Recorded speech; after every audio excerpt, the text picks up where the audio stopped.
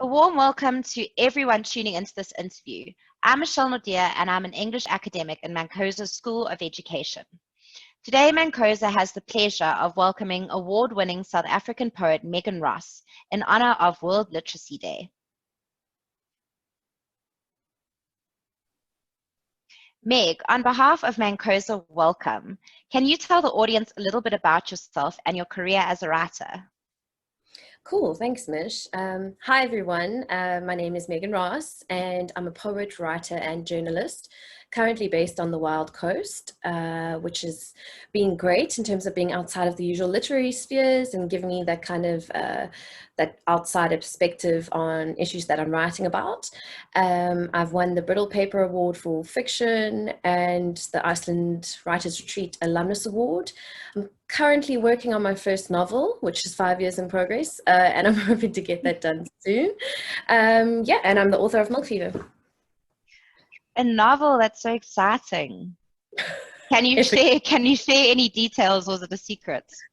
It's a secret for now, but hopefully it'll come to fruition. I'm sure. That's so exciting. Thanks, I look forward to that. And you talk about Milk Fever. For everyone listening, you can buy Milk Fever on Amazon. I had a look today.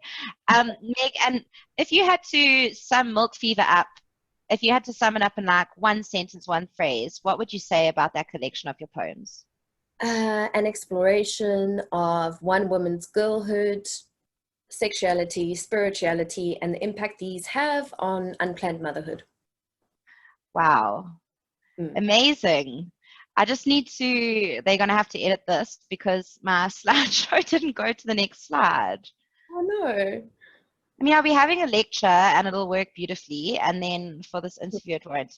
Yeah, I kept trying to change it. It was supposed to show, I wonder why. Oh, well, okay, there, it was supposed to do that. Yeah. All right. Okay, thanks, Meg. Okay. As I said earlier, this interview is in honor of World Literacy Day, celebrated on the 8th of September every year. It aims to recognize and celebrate the profound impact of literature on society. So for anyone who doesn't know, MANCOSA is introducing their iTeach lab this year, and it's a cluster of multidisciplinary hubs located in the SOE building in Durban. All of it is designed to improve our students' digital literacy skills. And in addition to this, we've got the amphitheater, which focuses on improving reading, writing, and speaking skills in particular, as well as promoting reading culture. So this leads me to my first question, Meg. As a writer, as a mother, how important do you think it is that children engage with literature from a young age? Oh man, it's as important as making sure they eat the right food. Honestly, yeah. It really is. It's the start of how they'll consume and interpret and analyze everything, media, their own lives, arguments, their relationships. I cannot emphasize enough how important it is to start reading to small children from an early age, but also that conversely, it's never too late to start, because I think a lot of parents who may have not like built up that literacy culture in their homes might freak out and just think, okay, well, it's too late, everything's lost. But you know, it just starts with one book, one page, one book. And as the poet E.K.M. Dido says, the writer E.K.M. Dido says, words open worlds. So like we need to be opening these worlds for children in South Africa. Absolutely. I'm going to be cheesy and quote back to you, but I always thought it was Mark Twain. I don't think it is Mark Twain. It's George R. Martin. He says, the man who doesn't read lives one life, the man who does read lives thousands. So yeah, along those lines. What do you mean by an early age? How old was your son when you started reading to him? A small baby. We definitely started, you know, like card picture books, which he spent more time chewing than he did looking at. And I just really started to, I tried to establish a bedtime routine of reading to him from, I think he was probably a couple months old. And I remember my mom was extremely encouraging, and she played a very important role in helping me establish that, because she just says, you know, just holding your child at bedtime with a book makes him associate that relaxation and that comfort with reading. you know, and now he's turning 5 this month, and for the first time, actually on Sunday morning, he asked me if we could read a book rather than put something on the TV for him. So that's like my big That's incredible. That's like another achieved. yes. Oh, I like that you mentioned literacy culture, because I mean Yeah. that's the point of World Literacy Day, is encouraging a reading culture. And not to sound negative, but I don't really think we have one in South Africa. Well, I definitely think there's a lack of a reading culture. It's strange, I think, because first of all, so I might like disagree with you on some levels there, because we actually do Yeah. have a culture in terms of people read tabloid magazines and newspapers all the time, right? There's a reason that you and Huisgenoot and True Love and that are still around. There's a reason why The Sun is such a popular newspaper. So people are reading, but the problem is books here are expensive. Libraries aren't always in areas, peri-urban areas or rural areas.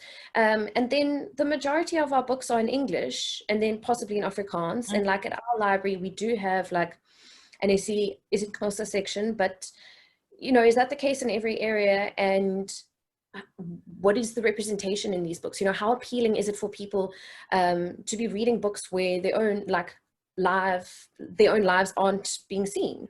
But I do think that, I mean, yeah, I agree with you, and like I do agree with you, and you know, I think we also very much like a rugby playing sport. It's like all around a country. You just have to look at like our former Model C schools, you know, to look at like the emphasis constantly. Yeah.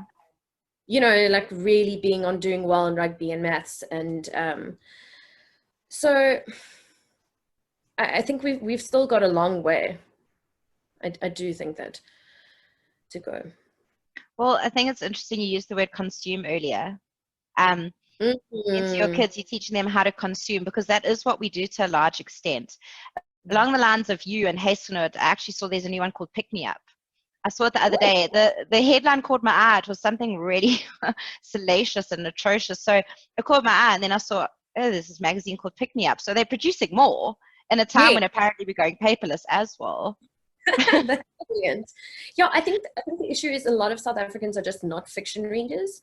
A lot of people are drawn to nonfiction, and this is across like, you know, class, race, economic divides. I don't know why it is, but you know, if you speak to most, I mean, even our, you know, our friends or people our age, a lot of people will pick up a memoir before they do a novel. Mm. And yeah, I wonder what that says about us on one hand, and also about the books that are being published. Absolutely. Well, I was going to say to you something, and then I totally forgot. So I have to edit that too. I'm so glad there's an editing process. I was going to say, so I was going to ask you, what is it that established your love of reading and writing? My mom did that job. Absolutely. I never met my mom's mom, but apparently she was a brilliant public speaker, an absolutely voracious reader, and she had a huge love for the English language. And then my mom really instilled that love for literature in us from a very early age. When I mean, she read to us probably from the get-go, from babies, and she did her English degree and then her honors degree when I was a small child. So there was a lot of like African and South African literature in our household. I shouldn't separate South African and African, but you know what I'm saying. So we just grew up with books and book covers, and it was just really part of the fabric of our family life. You know, on Saturday mornings, we'd go for like a breakie, and then we'd go to the library and we take our books. And my mom always made sure that wherever we were, we would always have a library card. And yeah, I mean, it really, I can really credit my mom with making sure that reading was like the center of our world. And you know, she always taught us that like a library is a free thing. You know, it's like anti-capitalist. You are literally taking a book and then you get to put it back. You're not paying, and it's just so freaking magical. You're getting a whole experience for free. Yeah. I mean, Hours of experience. yeah, a coffee costs more, you know. So yeah, I definitely, it was definitely my mom.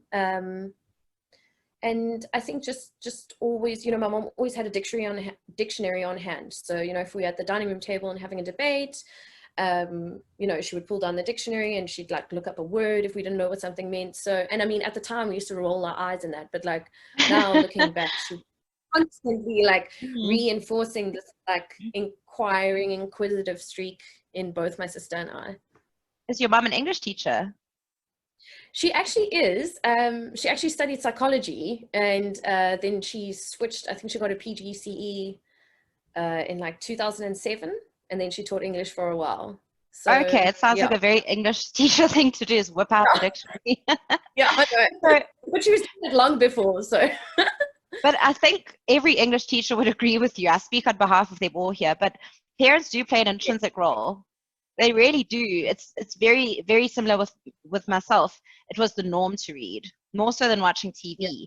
And I think the love of stories is a human thing, but the love of reading is a learned thing. As is the love of watching I love. TV. Yeah. You know, Yes. if you think about it, it's not that interesting. And I was going to ask you, Yeah. this is a little controversial. Feel free to give me your full opinion. Do you think that schools play a role in stamping out this love of reading? Ooh, that is interesting. Yeah, I suppose they would. I think I attended quite good schools in this regard. Not that I attended public schools, but I think most of my teachers all loved reading. And, you know, there was like always a classroom library and a school library. But possibly one of the problems I think with schools is that we're not reading current literature. We're not giving kids access to, you know, like novels written this year, last year. I don't think the education department is revising our reading lists enough for grade 7s and matrics. You know, it's important to read Shades. Shades is a phenomenal book. But It is. yes, but we could also be reading Girl, Woman, Other soon. You know what I mean? So I think there's also that. And look, I don't have a school-going child as of yet, and I haven't been in school for quite a long time. So I can't say, but I just lost my train of thought. Sorry, I blame ADHD. It happened to me too, don't Sorry, it's like, so hard. Yeah, I completely forgot. But you know, I think also like where I grew up personally, East London doesn't have much of a reading culture. You really are like fighting against the grain by reading or writing or doing sort of very cultural things. Yeah. Well, I think also writing is quite an isolated activity, unless you're around the fire telling a tale, which is really the case. You know, it's an isolated indoor activity to a large extent. And like you say, we are quite an outdoorsy nation for obvious reasons because of beautiful weather. But I think maybe that's an issue too. We've kind of lost the communal nature that literature originally had. It has become a individual activity. You know, it used to be a bonding experience. That's how you learn moral lessons. Yes, I think that's definitely true. I know in white families, it's definitely something that the older generation would do. You know, it's really like my great granny and my grandpa were kind of the people who would sit and tell stories. But, you know, unless I sit and ask my dad something, or, you know, unless my child asks us something, we're not going to have this communal moment. Yeah, that's such a good point, actually. And also, I mean, this whole generation, so Generation Z, Generation whatever, I find a bit bizarre, especially we millennials, and they get such a bad rap, but really bad. But the new generation, your son is what they're calling Generation Alpha. I think it was just a bit, yeah, they kind of had Generation Z, and then I think they didn't know where to go, so started at Alpha.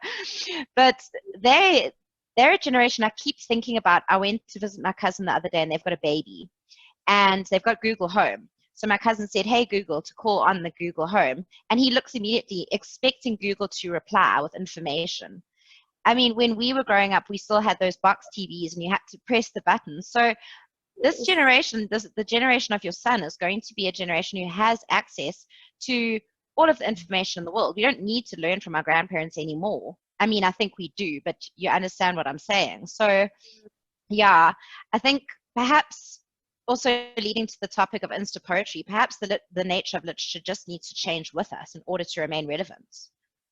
I think, look, I love technology. I think that I don't ever think for one second that technology is the enemy of a literary culture. In fact, you know, the fact that I can like download books on my Kindle means that I've been able to read during the pandemic because the libraries have been closed and the bookstores were closed for a while. So but in terms of that, like access to information, I'd be very interested to know what that does from like a neurological standpoint and like a neurolinguistic standpoint. Like what is that, how is that wiring children to acquire information, and are their processing speeds faster? But in terms of like literature evolving, I think it's done so very quickly. And you mentioned Insta poetry, and I mean, wow, you know, you just go to the hashtag like Insta poet or whatever, and it's just crazy. Like, it's amazing that people are writing. So I think on one hand, I'm not quite anti sort of like the snobbery that comes from a lot of like literary writers and, you know, like very like highbrow poets who's sort of like anti that. If people are writing, man. That's like super cool that they like, you know, that this whole culture of like writing poetry and putting on your Instagram like even happened. It just shows like how innate that urge to tell stories and to share is amongst us. And I suppose literature definitely has to involve like in the publishing stages. I think in terms of gatekeeping and representation, I think that's where we need to be focusing, making sure that underrepresented voices are being published, that we have multitudes of people being heard and spoken to, as opposed to, you know, the current, like, you know, the global face of publishing, which is essentially a white male and then to a lesser degree a white female. So yeah, I think that's extremely important. I agree with you. The more voices now, there's no elite. Well, I won't say no, but there's a lot less elitism when it comes to poetry in general. The fact that pretty much anyone can write and self-publish. Yeah. Okay, new question. Thanks so much, Meg. You're killing it. Okay, so in MANCOSA's iTeach lab is a mathematics hub, which addresses and promotes STEM education. Well, it used to be STEM, science, technology, engineering, mathematics, and they've added the A for the arts. And many people have many opinions about this. So yeah, I read into it a bit, and I see Samuel Taylor Coleridge said, science and poetry are opposites because science is telling the truth and poetry is just for pleasure's sake, which seems like a very strange way of dividing things. And I know Wordsworth looked at them as connected, but thought poetry was superior. So Meg, what is your take on the centuries-long debate about the relationship between science and the arts? Personally, I think it's the same thing. You know, I really, really think that poetry and science have so many of the same intrinsic values, you know, looking for truth, searching for a definitive answer, asking questions, you know, analyzing the world around us, looking for new solutions. I think I love science. I absolutely sucked at maths, but I have a really weird kind of like love for it on the periphery of it. I'm interested in philosophers and you know, like mathematicians and scientists. And, you know, I think especially in a world where we're facing a climate collapse, you know, we're looking down the barrel, you know, we're looking at like apocalypse, basically. Science and the humanities coming together more is going to be one of the ways that we're able to educate people and, you know, create solutions for this like ever-changing world. So I really, really think that they're one and the same. I think that scientists and artists have so much more in common than they'd like to believe. And personally, I think the two things feed each other so much. So do you think that poetry can genuinely make the world a better place, as cheesy as that sounds? Do you think, for example, through an ecofeminist text, that there can be genuine awareness spread about climate change, for example? I definitely think like awareness is one thing, but I think that that notion of starting to think anew about something, and have new images form in your mind, because it all comes back to the image in our minds and the image that a line or, you know, a stanza can create for us. And I think that like in an ecofeminist text, for instance, you might be encountering images that you've never seen in that light before, and seeing problems in you. So poetry changed the world. But yeah, I don't know where I hold on that one, but I definitely think that literature and yeah, I mean poetry, yes, it can change the world, because if it gets one person thinking about something, if it gets one person coming at a problem from a different angle, or even just experiencing the bliss of being completely lost in, you know, a beautiful piece of literature, that's enriching, and hopefully can change the world. Well, yeah, we can hope, eh? And I mean, I think also what literature can do is just bridge gaps, not just between people, but also between, you know, knowing and not knowing. As simple as it sounds, if you think about, like you say, the idea of seeing things anew, literature can allow us to revisit things that have become stale, we no longer look at, can kind of give us a fresh perspective. Okay. My next question. All right. So we're in the thick of the fourth industrial revolution, and people like Bill Gates are telling us machine learning is basically the next step in our lives as a really innovative species. And in line with this, one of the iTeach hubs is the Code Club. So it's actually got this little virtual robot, and it focuses on teaching coding and robotics. So what happens when machine learning and poetry meets? So we chatted earlier about AI generated poetry. And I know that Google recently released an AI poetry generator called Poem Portraits. And basically you can input a word. So of course people input the most bizarre words. And then it creates poems out of that. And then there's also an app called Pentametron. And I think this is so interesting. So it basically scours the Twitter sphere. You know about it? I've read something very briefly about it, I think in the New York Times or something. I Yes, remember like going, yes. and then that was it. Yeah. Yeah, there was an article.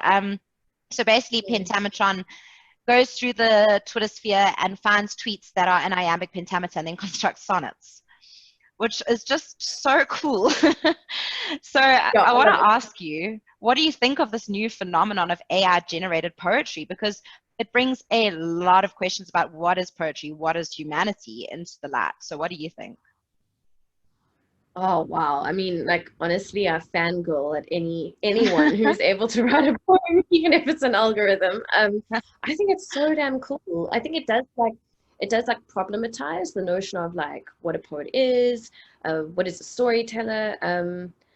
I I personally, and possibly this is the limited scope of my thinking, don't see how it could ever pose like an actual sort of threat to like human poets. But at the same time, I'm also just so interested when something like this could take us, you know.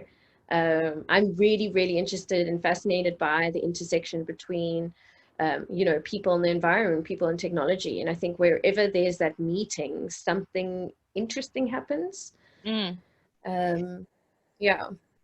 I was just laughing because you said human poets, like that's now a thing. Yeah, and I think again, if we're looking at literature transforming, that'll certainly be an interesting way to see it transform. And also, what better way really is there to see whether machines can emulate us than through poetry? Because we've always regarded that as such an intrinsically human thing. It's so rooted in emotion and human experience. But this could open up an entirely new form of what we've always known, I suppose. Yeah, I suppose in it that like intrinsic like understanding of like rhythm and time Yeah. not belonging to only us. Well, that's the thing. I mean, a Yeah. lot of what a poem is, even if you look at iambic pentameter, for example, machines could learn that. When there's set rules, they can learn that. So maybe the difference will come in on the things that machines cannot learn. again, this might, like you said, this might show the scope of my knowledge is quite limited, but remains to be seen. Okay, so Meg, I wanted to talk to you about milk fever. So I had a look on your website and spoke about the uneasy truths associated with, I think, unexpected motherhood. And basically, I mean, when I read these poems, you look at all the issues of motherhood. You don't hold back. There's the rawness, the ugliness, the beauty of it. So you could definitely regard these poems as feminist. But as we were discussing earlier, do you think that this term is outdated? What do you think, what does feminism mean to you today? What does motherhood mean to you in 2020? So I actually never had, like, until we like chatted about this earlier, I hadn't thought of like feminism being an outdated term. And then I started like looking at it more.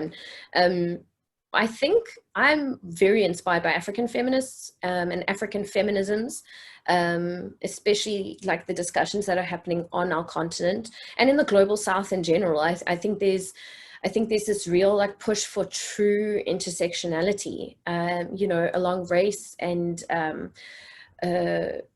like looking at like issues of like accessibility and neurodiversity on feminist lines.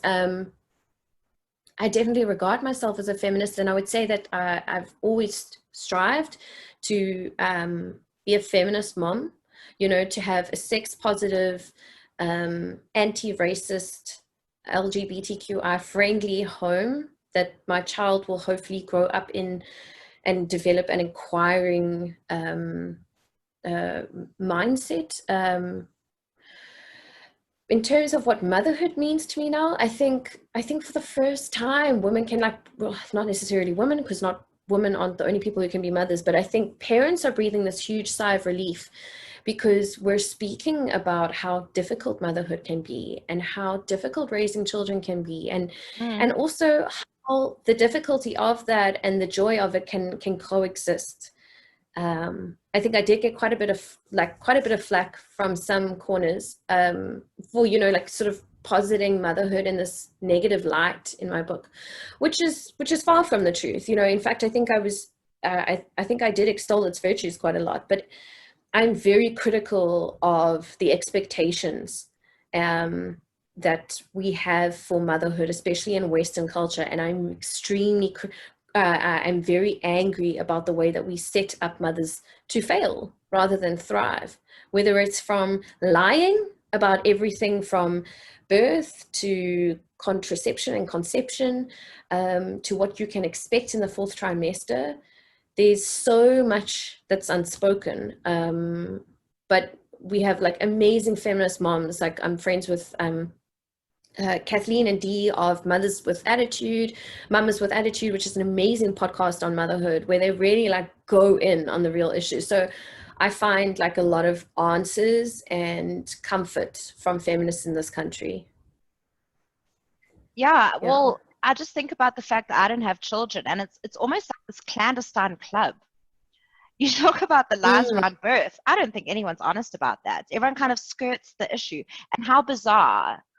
Hey, so how would you define motherhood then today? Because I agree with you. I think that to a large extent, parents are set up to fail. There's extraordinarily huge expectations put on them, and no one can really pull that off. So how would you define it in fatherhood as well? Well, I think the question is more on fatherhood these days, in terms of like, especially for South African men right now who, you know, millennial parents, they're some of the first people in their family to actually parent. For most of growing up, dads were very much secondary parents, whether it was because of working far from being separated because of like apartheid laws, you know, whether it was just this thing that was discouraged. You know, it's not to actually parent in a nurturing, sensitive, kind, cruelty-free way is not South African fatherhood. But it's been so inspiring for me to see how the dads in my circle and the dads I'm seeing, you know, like I can drive out of my complex any day and I'll see a young dad pushing a pram, you know. And so I think fatherhood is changing, and how that impacts motherhood is that then, because let's be honest, while we're allowed to be honest about everything with motherhood now, apparently things have just gotten worse for us, in the sense that we no longer get to stay home and have the husband provide, you know, like patriarchy, that they don't patriarchy properly anymore, because we also have to work and then juggle, you know, so there's just so much going on. But the fact that fathers are taking this, are expanding their roles in a family, means that, like, I definitely feel like an equal player parent in our family. And it definitely takes the weight off. It takes the responsibility off every now and again. And it's a huge And I know, responsibility. yeah, and I know that's not the case for many South Africans, you know, like motherhood is still seen as this like very female, you know, like we're such a conservative country in so many ways.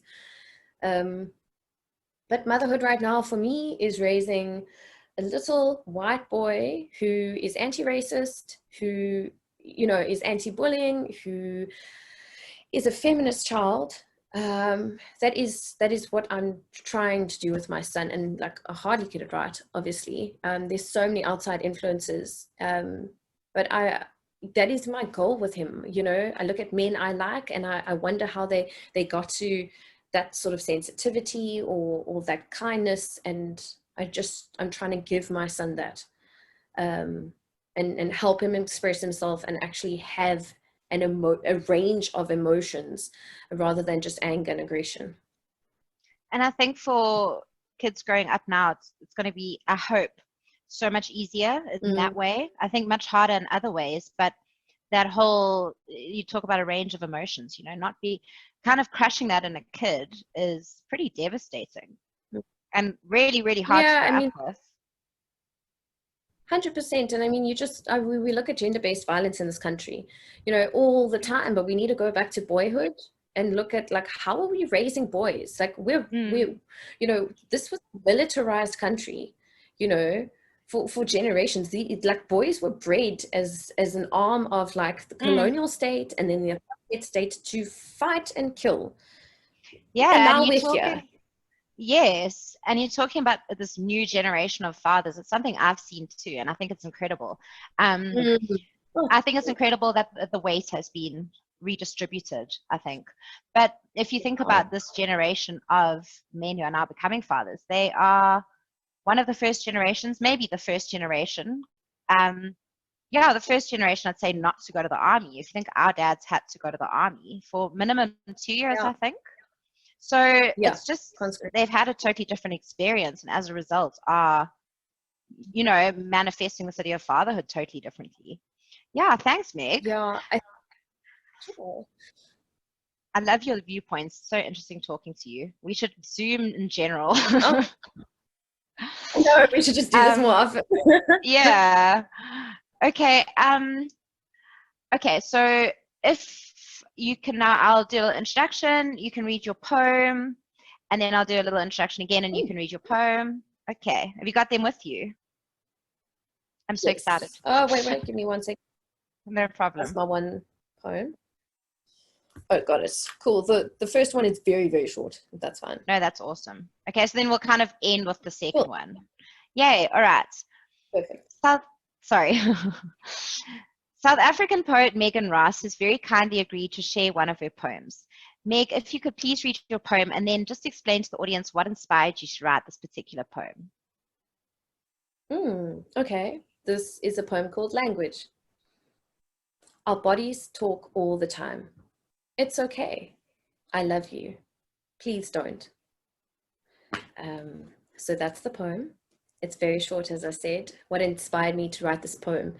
I mean, on a literal level, it is of course about body language. In the many ways we're communicating like constantly, but I think I was also thinking here about gender-based violence and women and suppression, and how often we aren't taught to verbalize our desires and verbalize our fear or pain or to how to say no. And I think this was just sort of thinking about that space, you know, of how on one hand we socialize boys to be very verbal and, you know, to like operate on quite a literal level, but then we socialize girls to act in like on a more subtle plane. And then how can there ever be this communion between the two if, you know, if what the one does is so often violent to the other? And So yeah. also that beautiful contrast, you know, you say, I love Yeah. you, stop. Beautiful. Yeah, I love Thanks you, so much, please Meg. don't. Yeah. Oh, glad. Yeah, I love that. The fact that there can be those two messages at once. That's another thing. Like all these talks about complexity is kind of where we're going at the moment, hey? In general discourse. Like even looking at parenthood and the fact that it is so complex, looking at everything and it is so complex, even what poetry is. Yeah. Thanks, Meg. So beautiful. Okay, so just the last little bits. I'm just going to do an introduction again, and then you read it. You don't have to talk afterwards, and then I will kind of wrap it up. Okay. Cool. Oh, wait. And this one is, you said drinking memory. Okay, cool. Is this a Rhodes poem? No, it's actually not. Just I never checking. thought of it in that respect. Okay. So award-winning writer Megan Ross will now be reading her poem, Drinking Memory. Drinking memory. Growing up, my mother, water diviner and secret keeper, who looped sunlight through the sky, who kept old jam jars and fields of knitting patterns, as if one held the template for happiness, warned me against Ouija boards and communion with spirits. We knew that a woman had lingered in the passage of her childhood home, of a spirit thick as mist in her bedroom. And when I am 10 and playing glassy, my bedroom takes on the same quality, a cool, dense, dark, dusk clotting above my teddy bears and dolls. In fertile sleep, I inherit my mother's dreams, pleating my nights with the same ribbons of fear. And I am sure that this is no longer my room, that in 1977, a house climbed into her pocket and waited its turn to unfold like a letter in a new life where it thought it could be rewritten. Thank you so much, Meg. On behalf of MANCOSA, it's been an absolute pleasure chatting to you.